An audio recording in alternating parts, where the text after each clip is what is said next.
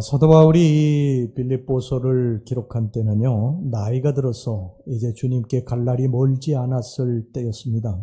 그의 삶을 뒤돌아보면 위대한 삶이었죠. 주님을 위해서 자신의 모든 것을 버렸고 그 수많은 핍박을 받으면서 복음을 전했던 위대한 인물이었습니다. 일생 동안 주님을 붙들고 살아간 삶이기 때문에 성숙하고 아름다운 그리스도의 향기로 가득 찬 삶이었습니다. 모든 사람들이 그 사도 바울의 삶을 바라보면서 칭송하고 박수를 보냈습니다.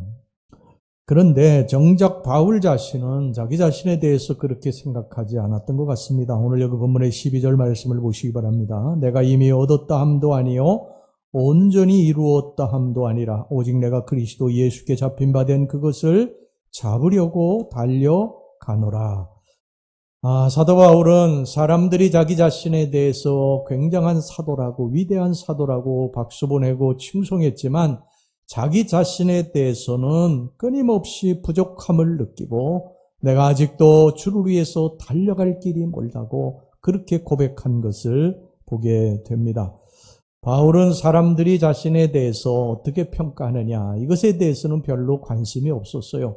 사람들이 나를 어떻게 보느냐 나를 어떻게 평가하느냐 이것에 대해서는 별 관심이 없고 하나님이 나를 어떻게 보느냐 하나님이 나를 어떻게 평가하느냐 이것에 대한 관심뿐이었습니다. 그런데 우리는 얼마나 종종 거꾸로 행합니까? 우리는 하나님이 나에 대해서 어떻게 평가를 내리실까 어떻게 보실까 이것에 대해서는 좀 늘 등한시하고요.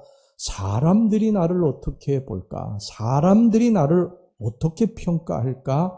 이것에 대해서 관심을 집중하고 살아갑니다. 그래서 조그만 사람들이 칭찬을 하면은 하늘 높은 줄 모르고 올라가고 사람들이 조금만 뭐라고 하면 그냥 땅이 꺼질 듯이 탄식을 하고 그러는데 여러분 그럴 필요 없습니다. 사람의 평가라고 하는 것은요.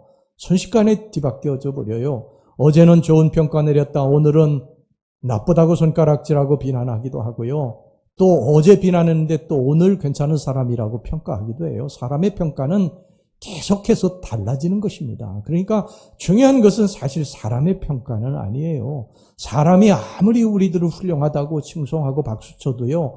하나님이 아니라고 하시면 그 사람 불쌍한 사람이에요. 그런데 사람들이 다 비난하고 손가락질해도 하나님께서 내 마음에 합한 자라고 내가 기뻐하는 자라고 말씀하시면 그렇게 인정하시면 우리는 하나님 앞에 축복된 자인 줄로 믿습니다. 그러니까 우리는 사람에 대한 그러한 사람이 나를 어떻게 볼 것인가 사람이 나에 대해서 어떻게 말하는가 여러분 이것에 대해서는 물론 우리가 인간이기 때문에 그런 것도 좀 생각을 해야 되겠지만요. 정말 중요한 것은 하나님이 나를 어떻게 보시느냐 여기 있는 나를 어떻게 보시느냐 어떻게 평가하시느냐 이게 가장 중요한 것임을 여러분 기억하시기를 바랍니다. 우리는 이걸에서 하나님을 의식하고 살아야죠. 사람에게 어떻게 보이는 것만 늘 관심을 갖고 살아가면 사람 잘못하면 위선자가 될 수가 있어요. 사람들에게만 잘 보이고 겉만 우리가 경건하고 겉만 친절하고 이렇게 보이고 위선자가 될 수 있어요. 속은 안 그런 사람이 될 수 있습니다. 여러분 우리는 하나님의 눈앞에서 살아갑니다. 하나님은 우리의 일거수일투족을 다 보십니다. 우리의 심령 패부 깊은 속까지도 다 보세요. 사람은 잘 못 봐요. 사람은 10길 물속은 알아도 한 길 사람 속은 모른다고 그의 깊은 속을 몰라요. 그가 웃으면서 뒤에서 어떤 비수를 품고 있는지 사람은 잘 몰라요. 그런데 하나님 그걸 다 아세요. 우리들이 속에 숨겨놓은 죄악들, 우리가 과거에 저질렀던 죄악들, 부끄러웠던 죄악들, 사람들은 모르는데 하나님 그걸 다 아세요. 여러분 다윗이 밧세바를 범하고 나서요. 나단 선지자가 찾아왔어요. 나단 선지자가 찾아와서 그에게 그의 죄를 지적하고 책망했습니다. 그 당시에 다윗은 아직도 권세 있는 왕이었어요. 모든 왕권을 가지고 백성들을 자기 마음대로 할 수 있는 그러한 강력한 왕이었어요. 무명 선지자 나단 얼마든지 죽일 수 있었어요. 그리고 죄를 은폐할 수 있었어요. 그런데 다윗은 그렇게 하지 않았습니다. 왜 그런 줄 아십니까? 하나님 앞에 자기 죄가 드러난 것을 알았기 때문입니다. 사람들은 몰랐지만 하나님이 그것을 다 알고 계신 것을 이 다윗이 깨달았기 때문이에요. 그래서 그는 나단 선지자가 자기의 죄를 지적하고 책망할 때에 그 자리에 털썩 주저앉습니다. 그리고 통곡하고 3일 주야를 베개가 다 젖을 때까지 하나님 앞에 회개했어요. 얼마든지 나단 선지자 죽일 수 있었죠. 그런데 만약에 다윗이 나단 선지자를 죽였으면요, 하나님께서 제2의 제3의 나단 선지자 또 보내셨을 것입니다. 그래도 계속 다윗이 그 선지자를 죽였다면 하나님이 다윗을 치셨을 거예요. 하나님이 그것을 다 아시고 계시는데 다윗만 그것을 모르고 죄를 범한 것입니다. 여러분 시편 51편은요. 다윗이 그 바세바를 범하고 나단 선지자가 와서 그의 죄를 지적했을 때 하나님 앞에서 통곡하고 회개하고 지은 시가 시편 51편이거든요. 근데 시편 51편 4절에 다윗이 전반절에 이렇게 고백합니다. 내가 주께만 범죄하여 주의 목전에 악을 행하여 싸우니. 내가 주께만 범죄하여 주의 목전이라고 하는 것은 뭡니까? 눈목자에다가 앞전자예요. 눈앞에서, 하나님의 눈앞에서 내가 죄를 지었다는 거예요. 아무도 모르게 은밀하게 죄를 지었는 줄 알았는데 아니었다는 거예요. 나중에 보니까 하나님의 눈앞에서, 하나님이 다 보시는 앞에서 죄를 지었다는 것입니다. 여러분, 우리가 하나님의 눈앞에 살아가는 걸 아세요?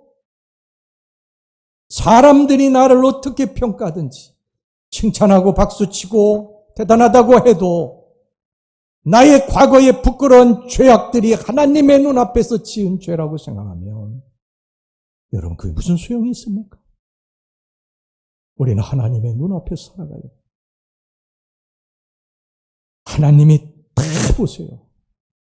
하나님이 우리 인생의 CCTV이십니다. 하나님 다 찍으세요. 여러분 요즘에 범죄는요. 웬만하면 다 드러납니다. 곳곳에 CCTV가 있기 때문에 이번에 신림동 흉기 난동 사건에 CCTV가 다 찍혔지 않습니까? 그게 요즘에는 범죄를 숨길 수가 없어요. 다 드러납니다. 그런데 여러분 하나님이 우리 인생의 CCTV예요. 일반 세상의 CCTV는 아무리 CCTV 많아도 사각지대가 있어요. 그런데 하나님의 CCTV는 사각지대가 없습니다. 동굴에서도 술집 은밀한 곳에서도 호텔에서도 다 지킵니다. 우리가 하나님 앞에 다 드러났다는 사실, 다 드러나서 산다는 사실, 여러분이 항상 기억하고 사셔야 됩니다. 요나에게 어느 날 하나님께서 말씀하셨어요. 요나야, 니느웨 가서 니느웨의 멸망이 얼마 안 남았다고 40일 후에 멸망할 것이라고 선포해라.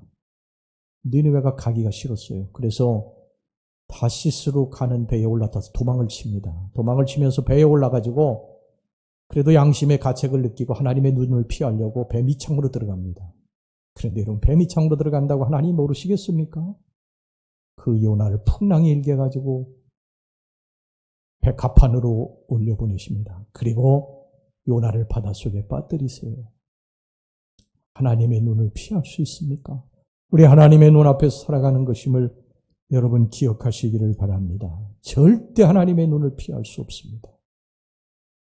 다윗은 이것을 뒤늦게 깨닫고요. 시편 139편 7절 8절에서 이렇게 고백했습니다. 내가 주의 영을 떠나 어디로 가며 주의 앞에서 어디로 피하리까? 내가 하늘에 올라갈지라도 거기 계시며 수월에 내 자리를 펼지라도 거기 계시니이다. 여러분 그러므로 우리는 항상 하나님의 눈을 의식하며 살아야 됩니다. 사람들이 나에게 어떤 평가를 내리느냐, 나를 어떻게 보느냐, 이거 중요한 거 아닙니다. 하나님 앞에서, 하나님의 눈 앞에서 하나님이 나를 보실 때 어떻게 보실 것이냐. 사람들은 다 박수치고 칭송하는데 하나님이 나를 아니라고 하시면 나는 어디로 갑니까? 나는 불쌍한 인생인 것입니다. 수많은 사람들이 바울을 위대한 종이라고 칭송하고 박수쳤어요. 그런데 사도 바울은 자기 자신에 대해서 목말라 했습니다. 사람들의 평가 이것은 생각하지 아니하고 하나님이 나를 어떻게 볼 것인가 이것을 생각하고 내가 아직도 멀었다고 그랬어요. 나는 아직도 달려갈 길이 멀다고 그렇게 고백을 합니다. 뭐 나이 들었다고 현실에 안주하지도 않았어요. 나이가 이제 탁 들어가지고 빌립보 감옥에 갇혀 있어서 이제 사람들의 칭송받고 그리고 박수받고 그러다가 숨져야지. 그렇게 생각하지 않았어요. 병들었어요. 그래도 그는 자기 자신이 병들었다고 거기서 멈추지 않았어요. 12절 다시 말씀 보겠습니다. 내가 이미 얻었다 함도 아니요 온전히 이루었다 함도 아니라 오직 내가 그리스도 예수께 잡힌 바 된 그것을 잡으려고 달려가노라. 달려간다는 것입니다. 달려간다는 거예요. 여기가 좋사오니 여기 머무르는 것이 아니라 달려간다는 것입니다. 달려간다는 것입니다. 수많은 신앙의 우리 선진들이 달려갔기 때문에 현실에 안주하지 아니하고 내가 여기 좋습니다 하고 안주하지 아니하고 달려갔기 때문에 이 나라에 복음이 들어왔고 이 나라에 복음의 꽃이 피어서 저와 여러분들이 예수를 믿고 이렇게 하나님 앞에 예배드리는 축복을 얻게 됐는 줄로 믿습니다. 여러분 선교사들 보세요. 자기 나라에서의 의사로서 얼마든지 영화를 누리며 살 수 있었던 수많은 사람들이 그 영광을 다 버리고 배를 타고 이 조선 땅 무지의 땅에 온 거예요. 가나안의 땅에 온 거예요. 그리고 복음을 전한 것입니다. 여기가 좋사오니 아닙니다. 주저앉아서 여기가 좋사오니가 아니라 주님 제가 달려가야 됩니다. 달려가야 됩니다. 미국의 청소년 사역으로 커다란 영향을 끼쳤던 이 데이빗 윌크슨이라고 하는 전도자가 있었습니다. 이 한국어로도요, 십자가와 깡패라고 하는 제목으로 그의 전기가 소개되기도 했는데, 이 사람은 원래 필라델피아 근교의 펜실베니아에서 전원 목회를 아주 성공적으로 했던 그런 목사님이었습니다. 이 목사님이 부임하시고 교회가 크게 부흥이 되고 그리고 성장하고 확장되어 나갔습니다. 그의 설교는 많은 사람들에게 인정을 받고 축복과 영향을 끼쳤어요. 그런데 어느 날 이 목사님이 TV를 이렇게 시청하고 있었습니다. 근데 그 TV의 내용이 뭐였느냐면 뉴욕의 청소년들의 그 모습들을 비춘 TV 내용이었어요. 마약과 폭력에 찌들은 청소년들의 모습들이 그 TV에 비춰지게 된 것입니다. 이 목사님은 소파에 앉아서 그 TV를 보다가 TV를 껐습니다. 그리고 하나님 앞에 털썩 주저앉아서 하나님, 제가 이 청소년들을 위해서 무엇을 해야 할까요? 하나님, 내가 지금 이 안락한 목회에서 여기에서 그냥 안일하게 목회하다가 마쳐야 되겠습니까? 하나님, 제가 할 일을 가르쳐 주시옵소서. 달려갈 준비가 되어 있습니다. 그리고 그 주에 하나님 앞에 기도하고 그 교회를 사임했습니다. 사임하고 뉴욕의 빈민굴로 들어갔어요. 그리고 마약과 폭력에 찌드는 청소년들을 케어하기 시작을 합니다. 그들을 하나님의 말씀으로 양육하고 먹이기 시작을 했어요. 그들이 변화되기 시작을 합니다. 뉴욕이 새로운 어떤 활기가 생기게 됐어요. 그래서 이 뉴욕시하고 미국이 정부에서요, 이것을 주목하게 되면서 그때부터 이 청소년 사역이 미국 전역으로 퍼져나가게 됐습니다. 여러분, 나는 아직 부족하다. 나는 아직도 달려가야 된다. 이것을 창조적 불만이라고 합니다. 여러분, 나 자신에 대해서는 창조적인 불만을 가져야 됩니다. 다른 사람들에 대해서는 불만을 갖는 것이 아니라 왜 저 사람 저렇게 부족하냐, 왜 저 사람 저러냐, 그게 아니라 내 자신에 대해서 창조적인 불만을 가져야 돼요. 근데 우리는 자기 자신에 대해서는 얼마나 너그럽습니까?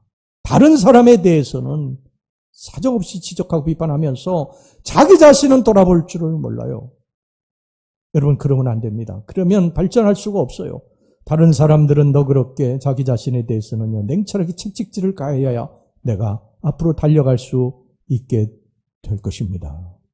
이 창조적 불만을 가져야 됩니다. 사도 바울이 그랬던 거예요. 사도 바울은 다른 사람들이 박수치고 칭송하는 삶이었지만 그러나 하나님 앞에서 자기는 더 달려가야 된다고, 나는 아직도 부족하다고 그렇게 고백을 하고 달려간 것입니다. 여러분, 우리는요, 현실에 안주하며 변화를 싫어하는 본능이 있어요. 이것은 나이가 들수록 더 심해집니다. 근데 여러분, 갈렙이 나이 80에 헤브론 산지를 달라고 하지 않습니까? 헤브론 산지. 헤브론 산지는요, 정말 험한 곳입니다. 황무지예요. 나이가 들어서 그곳을 자기가 개척하겠다고 하는 것은 사실 그 굉장히 힘든 일인데, 갈렙은 나이 80에 그 달라는 거예요. 근데 어떻게 된 줄 아십니까?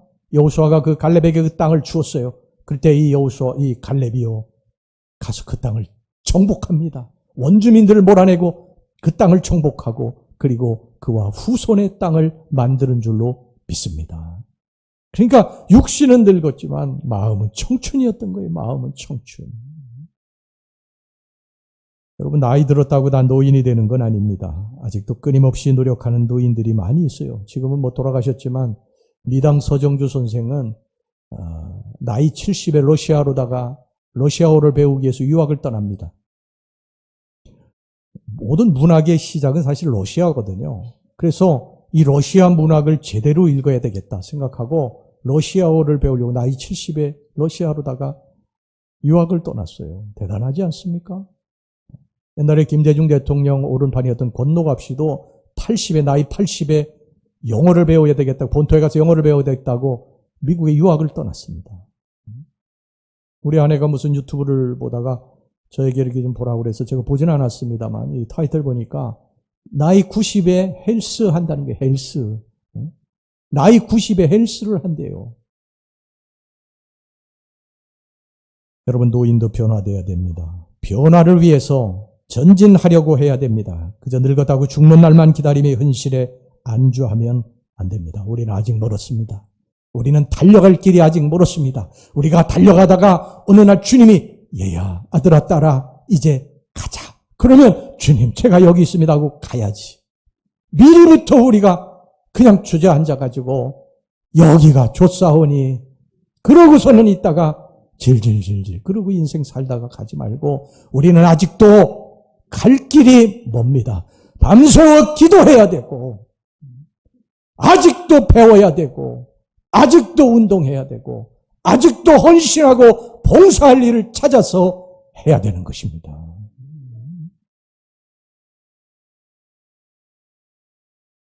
그러기 위해서요, 우리의 사고가 미래지향적이 돼야 됩니다.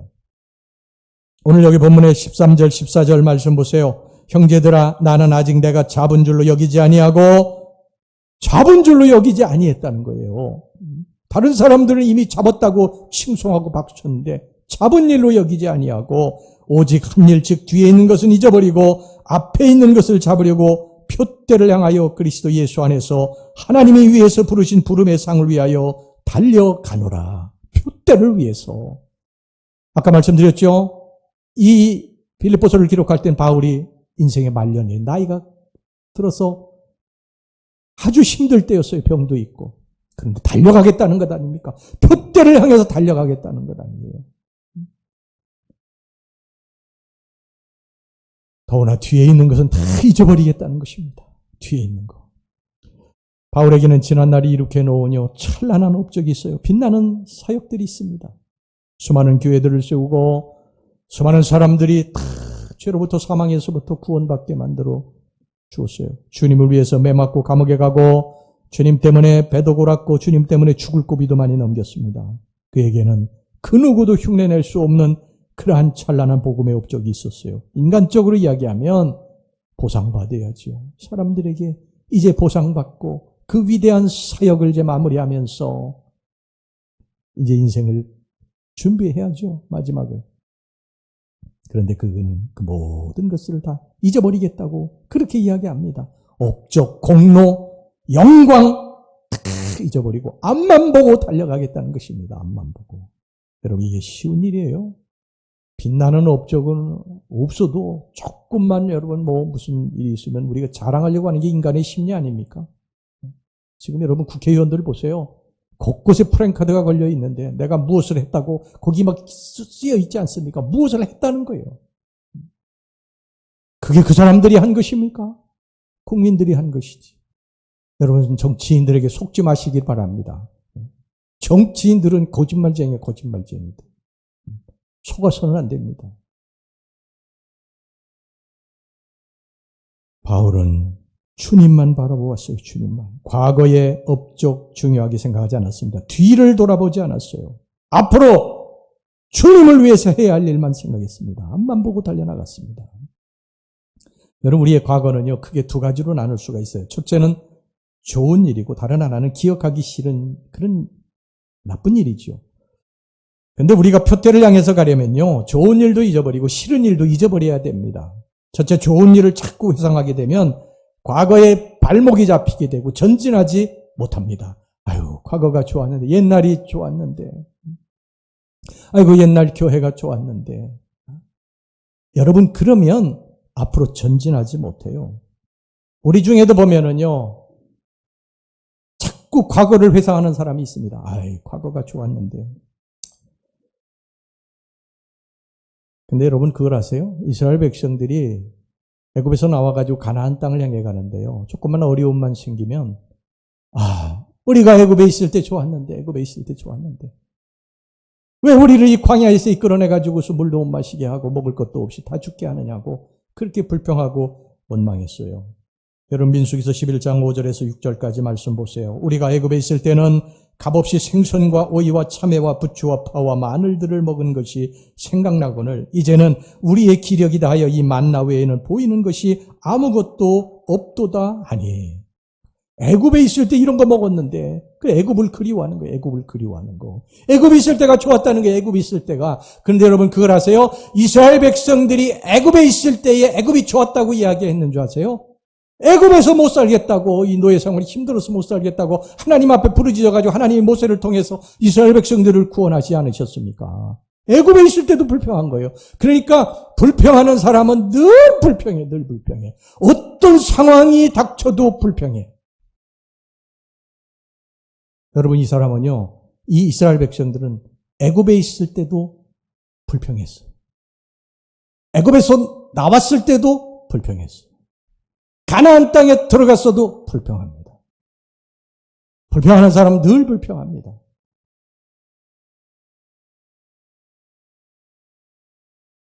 그들이 애굽에서 만족해 하지 않았잖아요. 불평했지 않습니까? 불평쟁이들은 늘 불평, 어떤 상황이 있어도 불평합니다. 그런데 그걸 아세요? 우리의 삶에 지금 불평하는 사람은요, 과거를 그리워하면서 옛날이 좋았다고 하는데 그때도 불평했던 사람, 틀림없습니다. 그러니 그 사람의 인생이 행복할 리가 없죠. 불평하고 사는 사람이 인생이 행복한 사람이 어디 있습니까?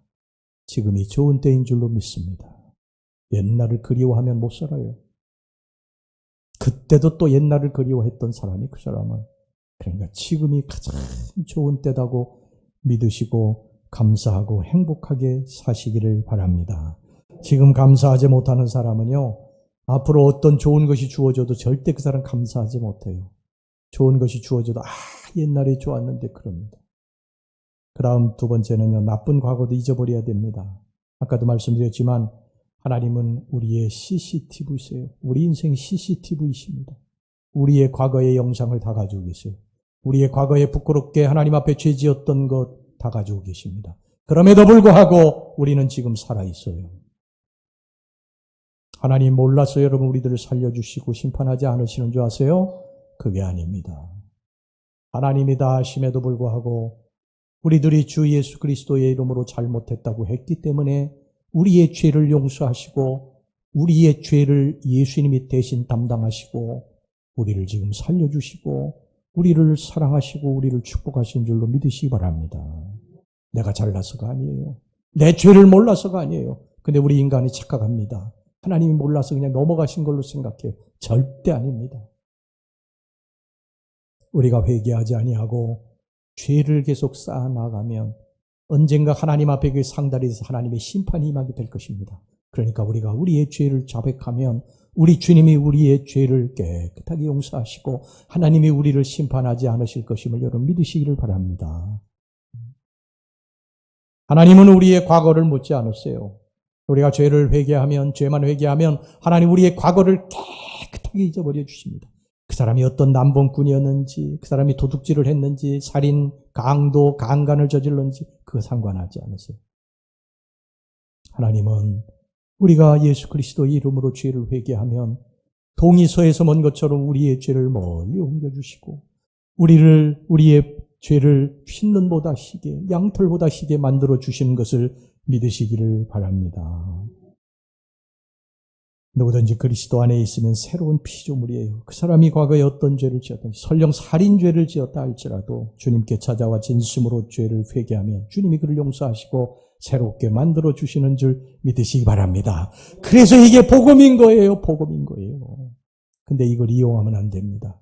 주님이 용서하시지 또 죄짓고 또 용서를 빌고 또 죄짓고 용서를 빌고 그러면 안 됩니다. 반드시 하나님의 심판을 받게 됩니다. 그러니까 우리가 하나님 잘못했습니다. 그럼 다시는 그 죄를 범해서는 안 돼. 다윗이 밧세바를 범하는 이 악한 죄를 저지르고 하나님 앞에 용서받고요. 죄를 회개하고 용서받고 그 죄를 반복했습니까? 반복하지 않았어요.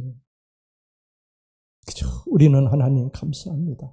나의 죄를 사람은 모르는데 주님은 다 아심에도 불구하고 나의 죄를 묻지 않으시고 그 죄를 예수님께 담당하시고 내가 죄를 회개했다고 나를 이렇게 용서해 주시니 주님 감사합니다. 그리고 주님 안에서 이제 살아가야 됩니다. 죄 짓지 않고 살아가야 됩니다. 할렐루야. 주님이 나를 이제 용서하셨기 때문에 다른 사람들도 나를 정죄한다고 그래서 여러분 그거 신경 쓸 필요 없어요. 주님이 나를 용서하셨기 때문에 신경 쓸 필요도 없고 나도 나 자신에 대해서 죄책감을 가져서는 안 됩니다. 죄를 짓고 계속 죄책감을 가지는 사람이 있는데 그 죄책감을 계속 갖고 살면 안 돼. 주님이 용서하셨으면 깨끗하게 여러분 그 죄가 사함받은 것을 믿으셔야 됩니다. 제가 옛날에 있던 교회에 한 집사님이 계시는데요. 이 집사님이 소경이었어요. 소경. 근데 원래부터 소경이 아니라 군대 생활할 때에 옛날에 구타가 참 많았거든요. 근데 구타하는데 이 구타하는 이 선임이 잘못 때려가지고 눈에 맞아가지고 눈에 이 시신경이 망가졌어요. 그때 이제 병원을 바로 가야 되는데 그냥 그걸 방치를 한 것입니다. 그러면서 한쪽 눈이 점점 안 보이게 되고 그리고서 이제 오른쪽 눈까지도 안 보이게 되고 그러면서 실명을 했어요. 근데 이제 젊어서 이제 결혼을 하고 결혼 생활할 때는 실명까지 오지 않았는데 그러니까 그렇게 그냥 살은 것입니다. 살았는데 이분이 저한테 와가지고 자신의 과거에 대해서 고백을 하는데 그 부끄러웠던 그 과거를 이제 이야기하는데 이 사람이 그런 이야기를 하는 거예요. 자기는 여자에 대해서 한 달에 한 번씩 여자를 바꿨을 정도로 그렇게 남봉꾼 생활을 했다는 거예요. 남봉꾼 생활을. 여러분 그러니 그 아내가 온전할 리가 있겠어요. 그 아내도 우리 교회 나오셨던 분인데 얼굴이 정말 아주 따뜻한 그런 집사님인데 그 속을 얼마나 썩였는지 우리가 알 수 있잖아요. 한 달에 한 번씩 여자를 바꾸고서는 집에도 안 들어오는 남자를 누가 그걸 기쁨으로 받아들이는 아내가 있겠어요. 그런데 지금 이제 이 불쌍한 인생이 된 거예요. 아내의 손을 이제 붙잡지 않으면 교회도 나올 수 없는 인생이 된 거예요. 여러분들의 남편에게 잘하시기 바랍니다. 할렐루야. 왜 대답을 안 하세요? 크게 대답해봐요, 좀. 잘하셔야 됩니다. 노년에 고생 안 하려면. 자, 그래, 이분이 이제 그 죄를 이렇게 쭉 이야기하면서, 목사님, 저도 용서받을 수 있겠나요? 나같이 이렇게 죄를 지은 사람 용서받을 수 있겠나요? 그래서, 집사님, 물론입니다. 우리같이 이렇게 죄 많은 인생들을 구원하기 위해 예수님이 이 땅에 오신 거 아닙니까? 예수님이 집사님의 죄를 고백하고 용서를 빌면 다 깨끗하게 용서해 주실 것입니다. 그러고서 기도해서 이제 보내드리는데 막 기쁨이 충만해서 이렇게 돌아가셨어요. 그런데 한 달쯤 돼가지고 또 오셔가지고 목사님 정말 제가 죄 용서 받았을까요? 밤에 또 잠을 못 자겠습니다. 제가 지은 죄 때문에 아내를 보면 제가 너무 미안하고 그래서 집사님 주님이 한번 용서하셨으면 깨끗하게 용서하신 것입니다. 다시는 그 죄에 대해서 생각하지 마시고 돌아가셔서 평안하게 지내세요. 감사합니다 목사님. 그리고 또 돌아가셨어요. 그리고 또 한 달쯤 돼가지고 또 오셨어요. 정말 제가 용서받았나요? 정말 나 같은 죄인이 용서받을 수 있을까요? 그렇게 한 달에 한 번씩 계속 오시는 거예요. 그래서 제가 그냥 어느 날 소리를 그냥 빽 질렀어요. 집사님이 왜 하나님이 용서하셨다고 하는데 자꾸 그렇게 본인이 용서하지 못하고 죄책감이 시달리고 잠도 못 자고 또 이렇게 찾아옵니까? 그러니까 머리를 북적북적 긁으면서 돌아가셔가지고 이제는 안 오시더라고요. 여러분, 우리가 날마다 과거의 죄를 붙들고 괴로워한다면요, 주님이 흘리신 피가 헛된 것이 되고 마는 것입니다. 누구든지 예수 그리스도의 이름으로 죄를 회개하면 어떤 죄를 지었든지 간에 그 죄는 예수님의 보혈로 덮어서 우리를 의로운 자로 만들어주시는 것을 믿으시기를 바랍니다. 주님은 다시는 그 죄를 끄집어내지 않으실 것입니다. 인간은 어디 그렇습니까? 인간은요, 우리의 허물과 약점을 알면요, 그래, 걱정하지 마. 내가 다 나만 알고 있을게. 그런데 이제 어떤 순간이 되면요, 그걸 다 이야기를 합니다. 부부간에도 그렇잖아요. 부부간에도 보면 서로 그냥 싸울 때 보면요, 당신 옛날에 이랬잖아 이렇게 하고 또 싸우잖아요. 그 인간이 그래요. 인간은 그 죄를 숨겨주질 못해요. 덮질 못합니다. 오직 예수 그리스도만이 우리의 모든 죄를 덮으시는 것을 믿으시기를 바랍니다. 기억조차 아니하신다고 그랬어요. 이사야 43장 25절에 나 곧 나는 나를 위하여 네 허물을 도말하는 자니 내 죄를 기억하지 아니하리라. 히브리서 10장 17절 말씀, 또 그들의 죄와 그들의 불법을 내가 다시 기억하지 아니하리라. 여러분, 이게 주님의 은혜인 것을 믿으시기를 바랍니다. 그런데 마귀는요, 자꾸 우리의 죄를 들쑤셔냅니다. 너 아무개, 너 이러이러한 죄를 짓고서는 너 의로운 것처럼 교회 나오고 장로로 목사로 세움을 받아가지고 하나님 앞에 하나님의 일을 한다고 하지. 너 과거에 이렇게 부끄러운 죄를 지은 거 다 아는데 내가. 여러분, 속지 마시기를 바랍니다. 마귀는 항상 우리를 정죄합니다. 그러나 우리는 예수 그리스도의 이름으로 여러분 새 사람 된 사람인 것을, 새로운 피조물인 것을 여러분 잊지 마시기를 주의 이름으로 축원합니다. 주님이 우리를 직분주어 세우신 것은요, 우리가 잘나서 세우신 것이 아니에요. 우리가 깨끗해서 세우신 것이 아니에요. 여러분, 여기 서 있는 목사가 여러분 흠없고 깨끗해서 죄 없어서 하나님이 여기 세우신 게 아니에요. 부족하지만 하나님이 그냥 세우셔서 여기 쓴 것이고, 여러분들에게 하나님이 직분 주어 세우셨기 때문에 여러분들이 세움을 받은 줄로 믿습니다. 우리의 죄를 용서해 주셨기 때문에, 이 감격 때문에 우리 주님 앞에 서서 주의 일을 우리가 하는 것입니다. 여러분, 과거 기억지 마세요. 좋은 일이건 나쁜 일이건 다 잊어버리고 오직 푯대 바라보고 주님 바라보고 나아가시기를 주의 이름으로 축원합니다. 어떤 상황 속에서도 우리가 뒤돌아보지 맙시다. 손에 쟁기를 잡은 사람들은 앞에 밭을 갈아야 되는 거예요. 우리가 주님 앞에 설 때까지 손에 쟁기 잡은 사람들이에요. 앞에 밭을 갈고 나가야 됩니다. 여러분, 뒤를 돌아보고 옛날이 좋았는데 세상 쾌락 즐거움, 여러분 소돔과 고모라 성이 이 불과 유황으로 멸망할 때에 롯의 아내가 뒤돌아보다가 그 세상 것 그리워하고 뒤돌아보다가 소금 기둥 되지 않았습니까? 여러분, 우리가 세상 것 뒤돌아보고 그렇게 살지 말고 앞만 향해서 손에 쟁기 잡고 앞으로 전진하는 저와 여러분들이 되시기를 주의 이름으로 축원합니다. 아프리카 선교사였던 이 데이비 리빙스턴이 노년에 잠시 이제 안식년을 맞아가지고 영국으로 돌아와 있었어요. 그때 이제 안식년이 끝나고 돌아가는데 어떤 사람이 리빙스턴에게 이런 질문을 던졌습니다. 박사님, 이제 어디로 가십니까? 그때 이 리빙스턴이 이런 유명한 말을 했습니다. 앞으로 나아가는 곳이면 어디든지 갈 것입니다. 이제 앞으로 나아가는 곳이면 나는 어디든지 갈 것입니다. 뒤를 돌아다보지 않았어요. 수많은 사람들이 언론에 이 인터뷰를 하고 칭송하고 박수쳤지만 그는 뒤를 돌아다보지 않았어요. 앞을 향해서 나아가기로 작정하고 그 아프리카로 또 들어간 것입니다. 여러분, 미래를 향해서 나아갑시다. 주님, 나를 사용하옵소서. 내가 이제 주의 영광이 되어서 살겠나이다. 내가 뒤에 것 다 잊어버리고 이제 앞을 향해서 주님 나아갑니다. 그러면서 주님 앞에 나아가서 주님께 쓰임받는 저와 여러분들이 되시기를 주의 이름으로 축원합니다.